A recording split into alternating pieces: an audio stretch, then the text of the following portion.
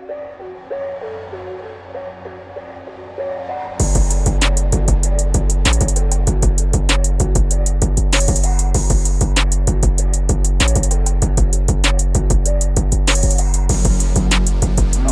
excited to be coming to you again, Separation Nation podcast. Thank you for listening. Thank you for all that have subscribed.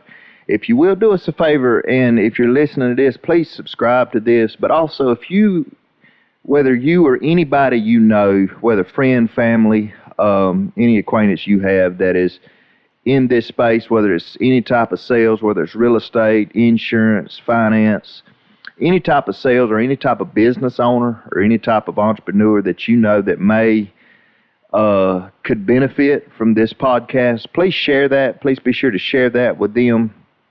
It's how we get this word out. We feel like there's a lot of great content here. So please like us. You can find us if you're listening on Spotify. We're on Spotify. We're on iTunes. All the major podcast platforms. Also, go to our YouTube page and like us there at agentsresourcegroup.com. All right, guys. Hey, we're excited again to come back, bring you some more valuable content today. And, self-image is extremely important. So if we had a title for today, we would probably title it Self-Image of Success. But so many people, and we talked about this in the goals program too, they don't have a goals program, or they don't move forward in life, or they don't chase the white buffalo, as we've talked about in one of the previous podcasts here. They don't go after the big, great, elusive, rare thing, because a lot of times they just don't believe that they deserve it. They don't believe, for whatever reason, whether it was how they was raised, what their upbringing is, what their environment was, maybe how well they did or did not perform in school, whatever it may be. They just feel like they're not qualified. And Zig Ziglar had a quote that said, "You cannot consistently perform in a manner which is inconsistent with the way that you see yourself." However you see yourself, it's like that scripture in the Bible, as a man thinks, so is he, or as a woman, if you're a woman, listen to this. However you think, that's what you're going to become. Thoughts are things. And we think ourselves into new ways of living. We whatever we focus on, we empower. Whatever we think on, we bring on. A lot of these concepts you're going to hear us talk about on multiple podcasts, but as many years as I've been a student of attitude and success and self-development, the common themes correlate through it all.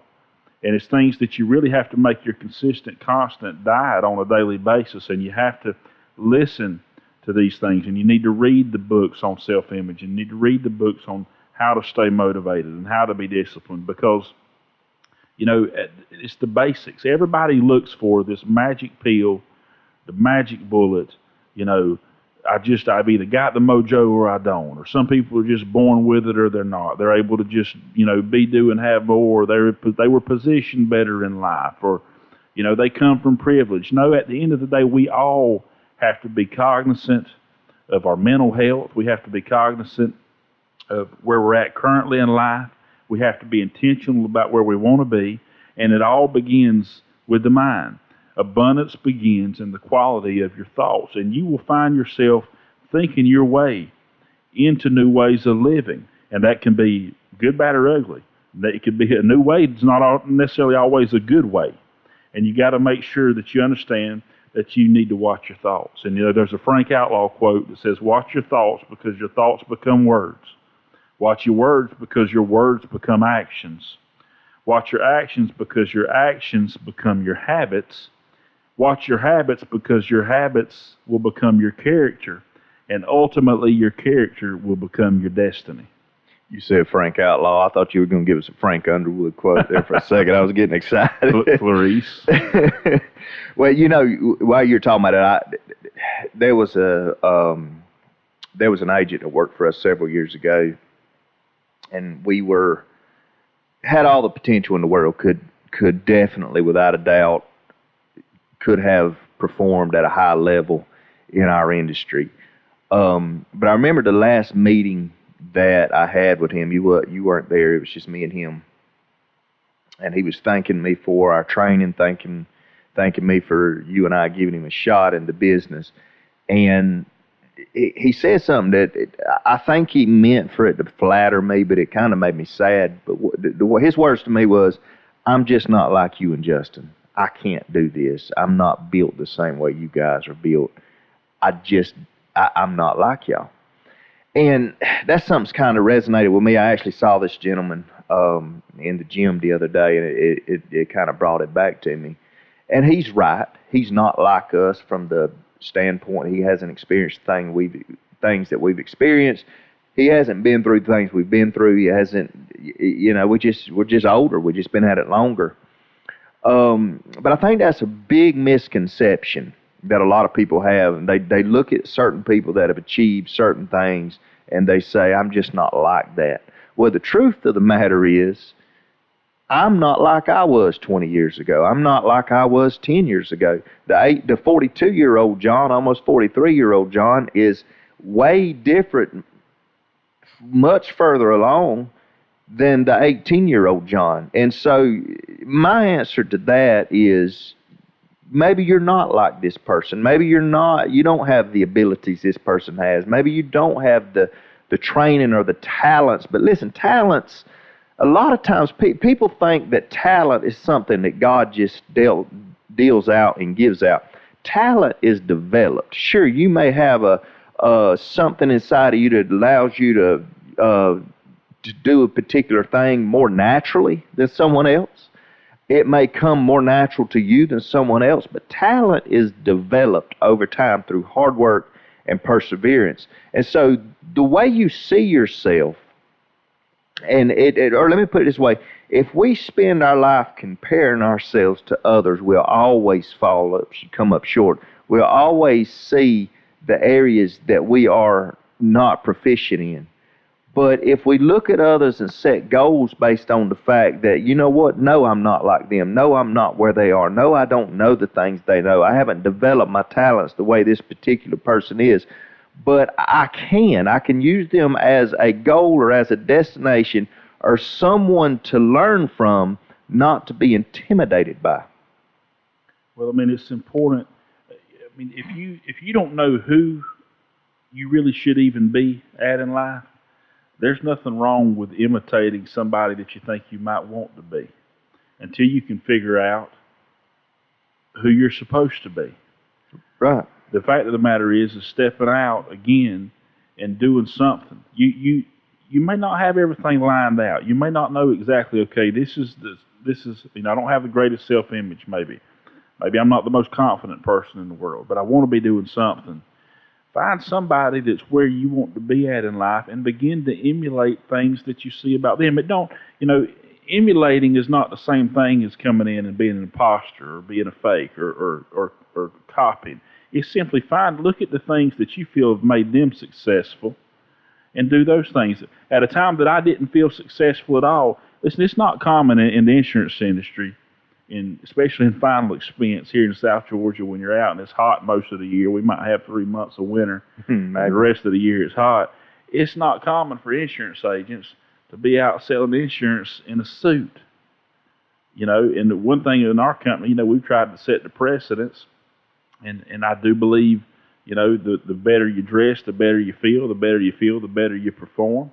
I've always felt that way, but there's a lot of people in our industry, let's face it, that just dress rather sloppy. They'll pull up to a client's house in jeans and a polo shirt, and half the time it's not even untucked. I talked to one of our agents the other day that there was another agent leaving the house. He had on a ball cap and a T-shirt and, duck boots and Wranglers. Now how he sells anything like that, I don't know, but we've always tried to set the standard, to set ourselves apart, to not be sloppy. We preach dress for success to our agents, but there was a time looking back, it was probably overkill. But man, I put on a suit and I had the, good looking pocket square and great shoes on and slacks. And I did that every day for years. But I did it because it helped me feel better. It was like putting on an armor every day.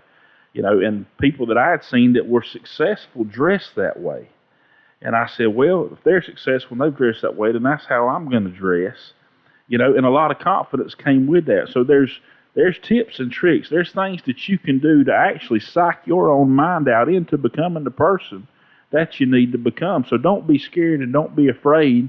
You know, if you have to fake it until you make it a little bit, now there's a balance there. You don't want to be standing in front of other people's Ferraris and posting it on Instagram, you know.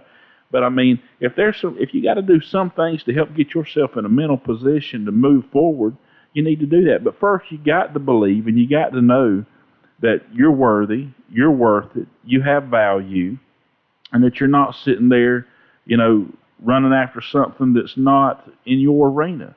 I mean, you can have whatever you want in life if you'll just apply yourself and go run after it. And you got to understand that you were put on this earth to prosper, to suffer no harm, to live a hope-filled life, moving toward a destined future. You know, I mean, you have purpose. You was put on earth for a purpose, and you got to begin to see yourself. You know, whether you believe in God or not, or whatever whatever your higher power situation is, but ultimately we believe that's God. And the way every day I have to get up and do my best to see myself the way God sees me, because He made me, and God don't make no trash. And you got to understand that you're worthy to have more, and that you're more than you've become. Yeah, absolutely. And to the point you just made, it's absolutely true. If you look good, you're going to feel good, and if you feel good, you're going to do good. And I think it has tons to do with that. If you set your part in an industry, because here's the thing, I believe that self-image or self-confidence, however you want to say it, I believe it's something that is developed over time. Two ways you can develop self-confidence, in my opinion, is through repping and prepping. What do I mean by that? Getting as many reps in, repetition, doing something over and over that you're terrible at, that you're bad at. It's like we've said in previous podcasts, anything worth doing is worth doing bad until you get good at it. And so one thing that'll give you self-confidence is just doing something that maybe you don't have a lot of confidence in. Maybe it's a new career. Maybe it's, dating. I don't know. Whatever that area is, do it until you get good at it. Do it over and over and over and put the reps in, and repetition and preparation. Be prepared. In any area of life, I feel more confident in that area, which gives me a better self-image because I know I'm prepared. And a lot of times that preparation comes from failing over and over. I've failed so many times at it. I've done it wrong so many times. I know now I'm not going to do this. I'm not going to do that. I'm going to get this right. I didn't get it right last time. I'm going to get it that right. And so through repping and prepping, repetition and preparation, my self-confidence goes to a whole nother level in whatever area I'm in. And another thing, as far as talking about self-image, is you know you better than anybody knows you. And that's the thing about people. We can fool the world. We can even fool our spouses. But when we stand in the mirror and we look at ourselves, we cannot fool ourselves. We know ourselves. And when self-image comes, maybe you got a bad self-image because you don't trust yourself. Maybe you're not trustworthy. Well, become trustworthy. And the way you become trustworthy is keeping the promises that you make to yourself. If you tell yourself you're going to do something, then do it. If you say, I'm going to get up at 6 o'clock in the morning, get up at 6 o'clock in the morning. If you say you're going to work out 5 days a week, work out 5 days a week. If you say you're going to eat right, then eat right. Start to see yourself differently because you see yourself changing. And as you begin to be honest with yourself and change the things in your areas that cause you to have a low self-image, you'll see the entire deal start coming together. Well, I mean, and you start with where you're at. So many people, they get discouraged right off the bat because they think, okay, well, I need to have it all going 100% in every lane, just like this individual, just like this person. Listen, go for the small win. Take the one thing you know you can do. If you know you can dress better, then start dressing better. Pull out your best. Tuck your shirt in, put on a belt. If you can't tuck your shirt in and put on a belt, start going to the gym where you can get a waistline where you can do that. Do what you can do and make a decision. And when you begin to do that and it becomes a habit after 21 days that you take an action moving towards something, and then you get in that habit, then that's going to have a congruent effect on the other things that you need. If you want to dress better, but maybe you can't because, you're not happy with your personal appearance, I mean, I don't know anybody that's ever 100% happy with their personal appearance, but we all do the best we can. But it's just, there's a difference. You can look at a person that's intentional about their life and a person that's just has cast off restraint. They're like, I'm just going to make it through here and do the best I can. I mean, it stands out. You can tell people that get up every day with intention and look themselves in the mirror. They're going to keep their promises to themselves. They're going to build self-confidence, and that's where self-image starts, is through confidence. And that confidence, as you mentioned earlier, starts with you keeping the promises to yourself. Some of the most unhappy people I know that struggle the most, whether it be with mental health or with just whatever, but their biggest deal is they do not follow through with what they tell themselves they're going to do. FTI, we've said it over and over and over. It's a running theme through this podcast, failure to implement. They say they're going to do it, they never do it. Here's what I'm hearing right now, Justin, from a lot of people. I heard it yesterday from a guy. Well, in January 1st, I'm fixing to start this, or I'm going to start that. Starting January, I'm going to eat right. Starting January, I'm going to lift weights. Starting January, I'm going to start marketing. Don't start in January. Man, we got 70 days left in 2019. Start today. Let your someday become today. And start now. Don't put this stuff off. The stuff that's going to change your self-image. You're going to respect yourself more. And like you said, there's people that max it out. No matter what flaws they have, what God's given them, they max out what they got. And there's certain people that just walk through this earth and they got low self-image. Maybe they may have gifts and talents other people don't. But there's people far less talented, far less gifted that are maxing it out. They got more respect for themselves. They see themselves differently because they know that they're doing everything that they can with what they've been given. Well, how many people you talk to and say, well, Joe Blow, are you going to hit that sales goal that you set for yourself? Well, I hope so. Mm-hmm. Well, are you going to be able to build and construct that new house that you? Well, I hope so. I hope so. Listen, hope is a beggar. Mm-hmm. Hope is nothing but a beggar. At a certain point, you've got to have faith, and you got to believe in what you're doing. And that comes, again, by what we talked about is the definition of excellence, the taking the thing, whatever you've got, and doing the very best of your ability with it. And that may be as small as I can fix this with my clothes or my appearance, or I can take better case. I can manicure my nails better if you're in sales. You don't want to be sitting there looking like you're a beaver, but gnawing your hand off. Find a small win. And when you do that small thing, because your feelings are not going to always line up. You don't go by feelings. You got to go by faith. You got to go by what you know. And you can't sit there and say, well, I'm going to do that when I feel like it, because none of us never do nothing. It's in taking the action and making the effort that your feelings will eventually line up with the effort and the action that you're taking. It's like the performance formula, the Zig Ziglar performance formula. Because here's the thing, if you don't have a healthy self-image, you're not going to be able to have a good attitude. So again, it starts with doing the small thing, the small win. That builds self-confidence. Now you're keeping your promises to yourself, you're following through. That's causing a synergistic effect, congruent in the direction you're going. So now you're getting a healthy self-image, so your attitude's better. Well, then when you take attitude times effort times skill, that's going to equal performance. And then you're going to begin to perform. But your attitude's going to always determine your altitude.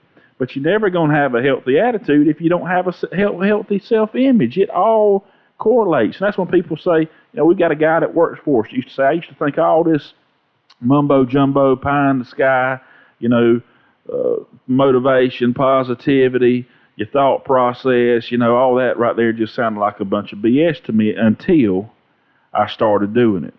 And this guy took and got in the industry, got involved with us and said, here's a house I want. Put it on the dash of his vehicle. When he had to look at it every day, next thing you know, in less than the goal time he set, less than a year, he was living in that house. If you can do that with one thing, you can do that with everything. But don't go around walking through life like a zombie like we talked about, on the Goal series and thought, well, I hope this will work out. I hope that, the whole Eeyore mentality. Sorry for bothering you. You know what I'm saying? You're walking through life with your ears dragging the ground. Man, pick your head up, poke your chest out, and do what you can do and begin to make it better, develop the skill, keep your promises to yourself, get your self-image right, and move forward. But you got to start somewhere. So, there's this story that I tell a lot of times that kind of talks about and helps relate to self-image and how we see ourselves. But there was this little kid. He come in, was wanting to play catch with his dad. He gets home from school. His dad's working at home in the study there, working on a project, stressed out, as oftentimes us parents are. And the boy comes in. He's got a ball in one hand and a mitt in the other. He's ready to play catch. He said, "Dad, let's go play catch." And Dad says, "Son, you just don't understand right now. Your daddy's got a lot on him. I got so much to do. There's just no way I can't do it. Give me a few minutes, come back, and then maybe we'll be able to play catch then." Well, the boy, like many kids do, he runs back in just a few minutes later saying, "Dad, let's go play catch." And Dad's getting more frustrated now. Says, "No, I don't have time right now. Give me a few more minutes. We're going to go play, and then we'll try to play catch later. We'll do the best we can. Might be tomorrow, maybe tonight, but your dad's got to finish this project, son." So the boy runs off, turns around and comes back not even 15 minutes later. I says, "Dad, let's go play catch." And the dad absolutely had it, it kind of seems like an a-hole thing to do, but I'm sure all of us at some point have been like that to our kids, whether we should have or not. He takes and rips a cover off of a magazine that's laying on his desk, tears it into a bunch of different pieces and said, "Look, here's a picture of a world that I just tore apart. You go put that world back together. Here's just some Scotch tape. You come back to me, and then we'll play catch." So the boy says, okay. He grabs the pieces of the world, the cover of the magazine that the dad tore all up, runs off, and it's not but a few minutes later, and here comes little Johnny running back around the corner again and hands the piece of paper to his dad all put together and got the whole world put together. And the dad is just absolutely astonished, sitting there with his mouth open, ready to catch flies, and says, "How in the world did you get that put together that fast? Here I am trying to buy myself some time. I guess that's good, son, but my goodness." Little Johnny flipped the paper over, and there was a picture of a man's face, and he looked at his dad, and he said, "Daddy," said, "there was a picture of this man on the back, and once I got the man right, my world came together." And that's what so many people don't understand is that if you'll get yourself right, people walk around, "Well, it never happens for me. This never works out for me. It only works out for people like that. I can't ever seem to catch a break." And they say all this negative stuff, which, by the way, is attracting more negativity to your life. It's like death just attracting flies to you. The power of the tongue. It's a small rudder, but it steers the ship greatly. Just that one little rudder can change the entire trajectory of your life, your tongue, the words you speak. But if you'll just get the man right, if you'll focus on the person, if you'll get you right, if you'll focus on self-development, if you'll get a mentor in your life, if you'll submit to some people that love you and that you can trust and that'll speak into you because they want you to be, do, and have more, then it'll bring your whole world together. You don't have to sit there and have all this supernatural talent and all this stuff that you think, this magic bullet, this magic pill. All you got to do is sit there and put the world together, piece by piece. Take the things that you feel like you're missing. Seek the counsel. Seek the help that you need. Listen to podcasts like this podcast and watch the man come together. Well, that's the key, like what you said. If we'll get us right, our self-image is 100. It's just like it says. It's how we see ourselves. We know our flaws, okay? And it's very easy to concentrate on those flaws. But guess what? Everybody's good at something. Everybody's got a few things. Sometimes I have to remind myself 2 things that I do to keep that help keep me out of the ditch. Number 1, gratitude. Writing down the things that I'm grateful for, that I'm thankful for. And then sometimes I just have to remind myself when I'm having a sucky day and I've screwed things up or I blew a sales presentation or was on a conference call that I just messed all up. Sometimes I have to sit back and say, you know what? I'm fixing to go do something I'm good at for just a little while. And I'm going to get my confidence back. And then I'm going to go back and what I did poorly today, I'm going to do a little bit better tomorrow. And as we do it, we get a little bit better and a little bit better. And like you said, just working on the man or just working on the woman as we begin. Because here's the thing, everything we want in life, we can try to chase it. Success you can try to chase, but you'll never catch success. The only way you'll ever get success, true success, is by attracting that success. And the way we attract that success and the things that we want, the things that we do deserve, whether we believe we deserve them now or not, because the truth is, you have already everything in your life that you think you deserve. But once you realize you deserve more, you deserve a bigger piece of the pie, because you are the person. You're not the person you used to be, but you're growing into the person that you're gonna be, that's going to attract all of those things in life that really, really bring success. That's great. If you could recognize who you was even a year ago, you're not growing fast enough. If you're not shedding some friends, you're not growing fast enough.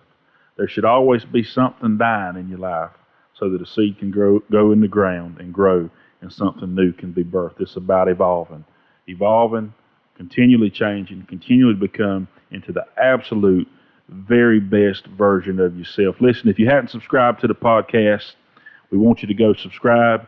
YouTube, the podcast platform of your choice. Thank you for joining us again today for this podcast. We hope it has brought you great value. We look forward to seeing you again right here on Separation Nation.